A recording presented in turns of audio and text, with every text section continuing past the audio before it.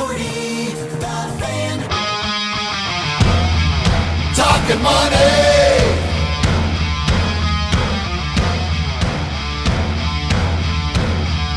Yeah, I get it, you're an outcast. Always under attack, always coming in last. Bringing up the past, no one owes you anything. I think you need a shotgun blast, a kick in the ass. So paranoid, watch your back.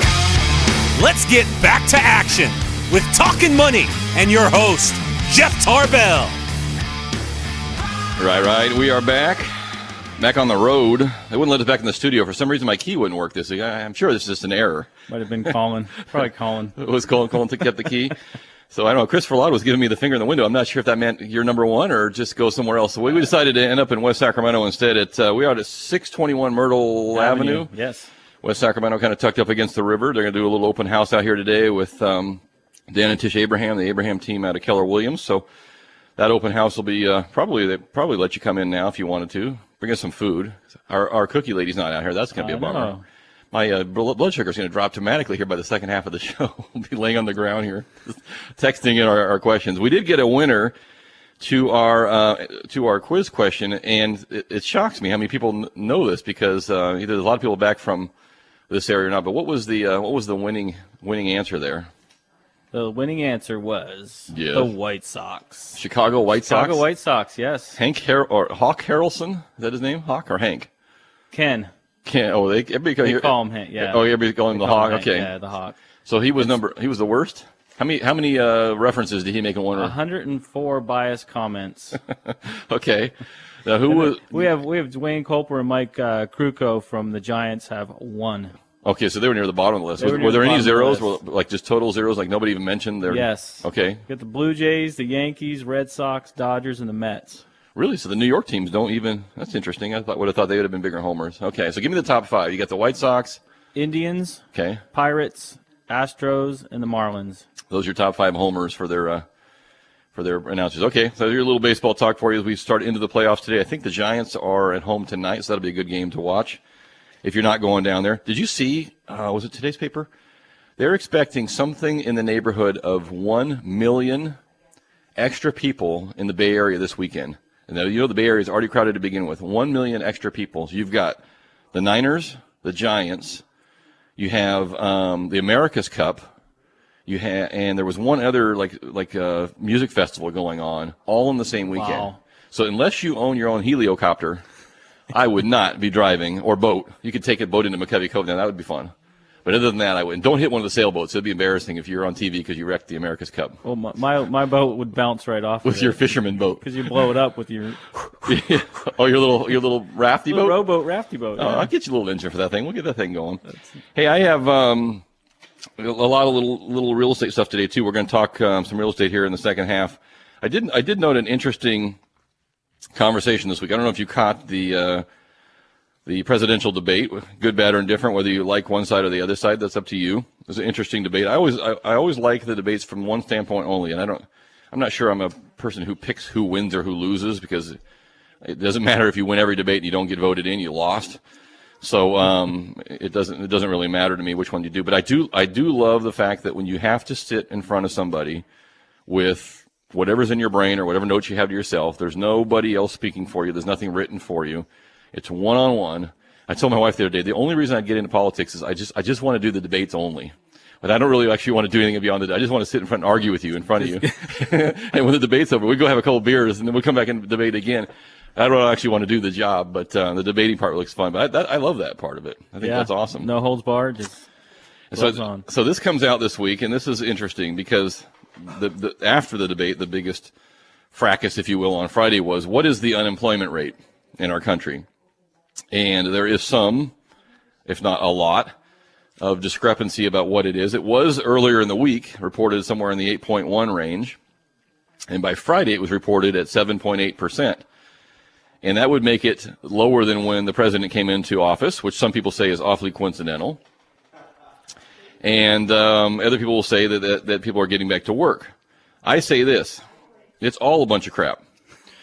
Because whether we're talking about 7.8 or 8.1, we are not talking about reality here. We're talking about politicians, both sides of the politicians, pushing left and right to try to keep some number. I call it, remember, what's the little shell game? You put the peanut in here and you move this around, and you follow my hand, and if I pick it up, which one am I under? And both sides do this because these are political numbers. Unemployment of 7.8 or 8.1 or 8.3 or 6.9. These are political numbers. These aren't reality. The reality is about 14% of the people in this country aren't working as much as they want, or flat out just quit looking. So whether we argue over 8.1 or 7.9 or 7.8, it's all a load of crap. We have about 14% of our country would like to work. Yes, absolutely. More. We need jobs. Full time. So for us to have this argument, we are, if I were unemployed right now, I would be so furious about being unemployed if I really wanted to work, and I know most of you do. And I'd be so furious by the fact that people just flat out ignore 6%, almost half of the people that are unemployed or underemployed are not even being discussed in the equation. And that would make me furious that both sides of the aisle, nobody's really using the real number. And I don't know why I know why it is, because they don't want to own up to the real number. And if it was reported at 14% unemployment, everybody who was on the ballot, who had everybody on the ballot, but whether you had an R, a D, or an I next to your name, would be thrown out, and they put somebody else in with the same R or D and I probably, but somebody else, because at 14% unemployment, someone is screwing up big time. Something is going wrong, and I don't blame one individual. I don't blame one party. I blame a bunch of issues going on there. So I think it's a joke, a huge joke, not a funny joke that we're only talking about something in the 7 or 8s when it's really double digits of people who want to work. And if you're one of those people that's part of that 14%, I'm guessing you don't think it's too damn funny either. So I think we should get back to the real number and start talking about how we get everybody who wants to work employed. And that's my rant for the week. There you go. There you go. I did see some pretty cool news, though. Speaking of employment, this was a couple things that were out of our area. I did see that Facebook finally hit 1 billion users, which makes them the third largest population of people in the world, if you wanted to count groups of people. China has 1.3, and India has 1.2, and Facebook has 1 billion users. There's 0.3. What a statistic. There's 0.3 billion users, 0.3 billion, 300 million people in the United States. So that's 3 times the population of our country that are on Facebook. So I give you an idea. The problem they're having is that if they were a country that had income, they'd be the 156th largest economy. Yes. And that's what they're trying to work on. But just think about it. I mean, they got to just figure out how to get a little more money out of each of us. I don't know. Have you ever spent any money on Facebook? Ever? No. I have not. Have you ever bought anything off a Facebook link? Because I have. I have not. You have not. Have you followed a link to something else off Facebook? Yes. But you didn't buy anything? No. So, but they generate. You have. Does it work well? Yeah. I mean, I think I bought. It was. I don't even remember what it was. It was like a T-shirt. I mean, something. It was a link off there, and they said, "Hey, check this out," and you could buy some stuff online. And I think the ones that I like. I noticed that from a marketing standpoint, Tommy Bahama is real big on Facebook now. And they post pictures of, don't you wish it was Friday, and different things too. And you can click on that link, and they have like all their new gear and stuff too. And that's awesome. I mean, you just need to get more people doing that. And Facebook it doesn't really matter to Facebook whether you clicked on the link and bought something, because the money doesn't go there. It just matters you clicked on the link, because then that Tommy Bahama and Comstock Mortgage, we can track. Okay, this our links here are getting these kind of hits, and we'll pay for that. Yes. So that's how Facebook makes their money, not off the T-shirt. But 1 billion. Check this out, John.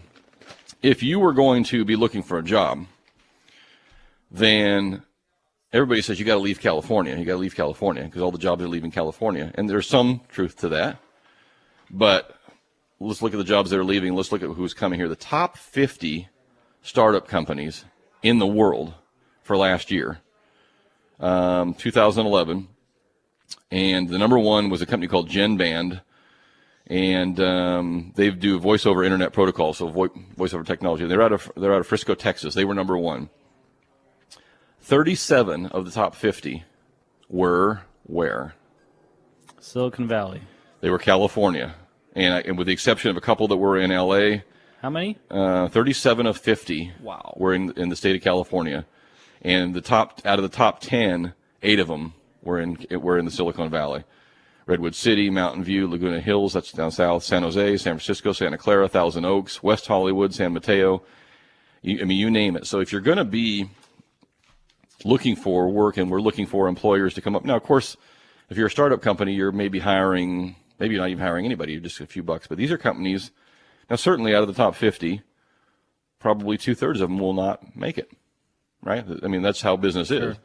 But where do you think the Facebooks and the Apples and the Microsoft didn't come from here, but these are the kind of companies that are the next generation of non-manufacturing and the next generation of employees. So if you're going to be in this area and you're going to stay in this area, you look around and say, where's the opportunity coming from? Well, I'll take 37 out of 50 every day. Definitely. Every day long. And so you got to be down in that area if that's your thing. But there is obviously a fair amount of money down in the area in the Silicon Valley looking for companies that do some new business. That's good to know. So we go there. So we got a couple phone lines open if you want to jump in today too. 339-1140, 1-800-920-1140. You can text us at 44-1140. Looks like we're up on the half mark again there too. Why don't we take one more quick break and I'll get into some real estate stuff when we come back. And we got some people tracking through the open house today as well. We're out here at 621 Myrtle Avenue. 621 Myrtle Avenue, West Sacramento. So you can stop in and say hi. And you got another quiz question there for us? I do. Okay. See if I don't butcher it, but this is very interesting. Okay. So, $20 million worth of something is missing from Canada, from the area of Canada. It is a product. Pamela Anderson? Maybe. No. Okay. $20 million is $20 million worth of something has gone missing. It was stolen? Well, they don't know. It's missing. It's missing. So $20 million of this product is missing. I think was it out of Quebec or was it Quebec? out of Quebec, Canada? This is like a national uproar, by the way. This is not like they are tracking it down with their own FBI. So $20 million of this product has gone missing in Quebec, Canada. What is it? 339-1140, 1-800-920-1140, or you can text us at 44-1140. We've got a couple pair of Mountain Lions tickets left. We always have Jim Boy's Tacos. You can do Jim Boy's anytime you want. Yes, we also have a Hellwig at Dusk. We do. One left. There's a couple shows left. One of the Hellwig Dusk the Friday night concert series tickets. We have one of those two. So your choice. We'll take two winners there. 339-1140, 1-800-920-1140. You can text us at 44-1140. Chris, let's go ahead and take a break, and we'll search for our quiz winner. This is Talkin' Money. We are on the road. When that music didn't come on, I thought, okay, we've been talking to ourselves again for 5 minutes, which is normally how it goes. Yeah, definitely. We just look at each other and talk. Usually I don't have to look straight at you either. This is not, you wake up in the morning and they have to look at you directly. That's a lot to take. That's a lot to ask for a radio host. I brushed my teeth this morning. Did you? Yeah, I did. Well, that's one of us. This is Talkin' Money. We'll be right back.